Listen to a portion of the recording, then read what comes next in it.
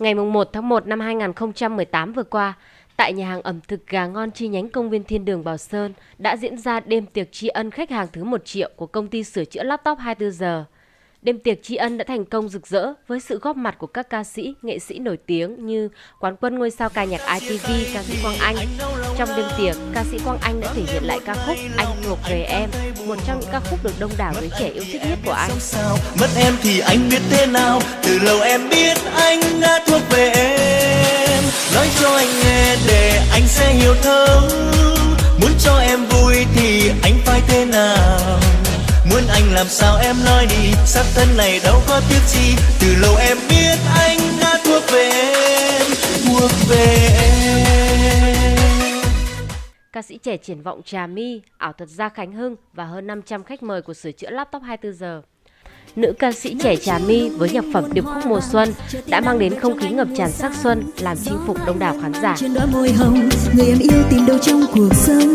Bướm vẫn tung tăng bay la đà, bầu trời mây buồn nhẹ trôi thiết tha. Ánh mắt mơ trong nơi xa vời, chờ mùa xuân đến đem nguồn vui.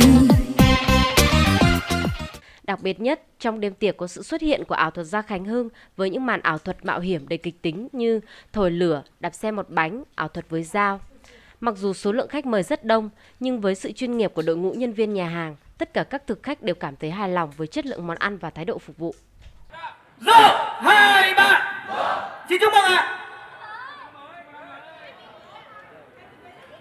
Hôm nay thì Quang Anh có một cái show diễn ở tại Thiên Đường Bảo Sơn và cũng là lần đầu tiên là cũng đến đây để diễn chương trình này, và cũng nhân dịp đây là cũng biết đến nhà hàng Gà Ngon.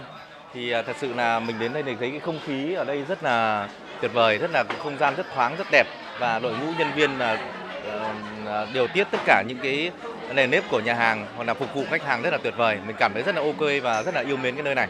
Nói chung là theo cái cá nhân của mình thôi thì mình cảm thấy con người mình cảm đến đây, mình cảm thấy cái nơi này nó rất là ấm cúng, nó rất là gần gũi, và không gian và cái design thiết kế của cái người phối cái nhà hàng này cũng rất là ok. Nó che nứa, nó mang tính chất nó rất là dân tộc, rất là Việt Nam. Cảm thấy cái không khí ở đây nó rất là hợp với lại cái món gà của mình. Rất là thích, rất là tuyệt vời. Quý khách hãy nhanh tay đặt bàn theo số hotline 0981 529 901 để được tư vấn và hỗ trợ.